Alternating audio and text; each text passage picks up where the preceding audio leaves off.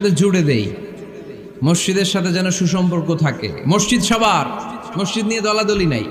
দলাদলি আছে অনেক জায়গায়, হানাফি মসজিদ, আহলে হাদিস মসজিদ, এরকম আমরা দেখি বা শুনি। এটা ঠিক না। হানাফি মসজিদ বলে কোনো কথা নাই, আহলে হাদিস মসজিদ বলে কোনো কথা নাই। মসজিদ সবার। ছোট্ট খাট্ট বিষয় নিয়ে মসজিদে মারামারি, একজন হাত তোলে আরেকজন তোলে না, কিলাকিলি আছে না নাই? একজন বলে জোরে আমিন, আরেকজন আস্তে আমিন, মারামারি আছে না নাই? এগুলো কি মারামারি করার কোনো বিষয়? কথা বলেন। সালাতে ফরজ আছে, ওয়াজিব আছে, সুন্নাহ আছে। খেয়াল করে বুঝবেন। ফরজ যদি নষ্ট হয় সালাত ভঙ্গ হয়, you have to repeat your সালাত। ওয়াজিব নষ্ট হলে সালাত ভঙ্গ হয় না, নতুন করে পড়া লাগে না। সেজদায় শাহু দিলেই সালাত আদায় হয়ে যায়। আর সুন্নাহ নষ্ট হলে নামাজ নষ্টও হয় না, নতুন করে পড়াও লাগে না, সৌ সেজদাও লাগে না, নামাজ আদায় হয়ে যায় সুন্নাহ নষ্ট হলে। এই যে হাত তোলা না তোলা, এটা সুন্নাহ। আমিন জোরে বলা না বলা, এটা কি সুন্নাহ। যেটা কোনো কারণে কেউ না করলেও তার নামাজ কবুল করে নিবে কে? আর এই সব সুন্নত লই আমগো দেশে কিলাকিলি। মৌলভীবাজারে মাশাআল্লাহ এগুলা নাই, এখানেও আছে। এগুলার অবসান ঘটুক, আমরা চাই কি চাই না? আর কত এই ছোটখাটো বিষয় নিয়ে আমরা এই বিভেদের প্রাচীর আর দেয়ালকে উঁচু করব আমাদের মাঝখানে?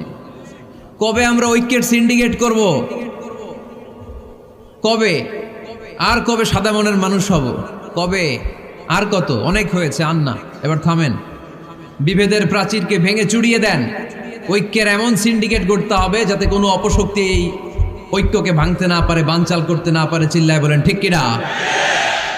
এজন্য মিউচুয়াল রেসপেক্টের দরকার, পারস্পরিক শ্রদ্ধাবোধ সব ক্ষেত্রে। রাজনীতিতে, সামাজিক অ্যাক্টিভিটিসে আমাদের আলেম ওলামাদের মধ্যে পারস্পরিক শ্রদ্ধাবোধের দরকার, মিউচুয়াল রেসপেক্ট। কেউ কাউরে রেসপেক্ট করে না। আমি যেটা বুঝছি এটাই সব, বাকি সব হারাম, এরকম বলে না অনেকে? এরকম যেন না করি। তাহলে মসজিদ সবার। মসজিদ, আল্লাহর হাবিব সাল্লাল্লাহু আলাইহি ওয়াসাল্লাম খ্রিস্টানদেরকে মসজিদে ঢুকতে দিয়েছেন, আর আমরা মুসলমান ভাইয়ের জন্য মসজিদে তালা ঝুলাই দেই। আছে না নাই? আল্লাহর হাবিব সাল্লাল্লাহু আলাইহি ওয়াসাল্লাম কোথাও গেলেই প্রথমে মসজিদ বানাতেন। কি বানাতেন? মসজিদ বানাতেন। মক্কা থেকে হিজরত করে মদিনায় আসলেন, কোবায় থাকলেন কয়েক সপ্তাহ। কোবা পল্লীতে তিনি মসজিদ বানালেন, মসজিদ কোবা।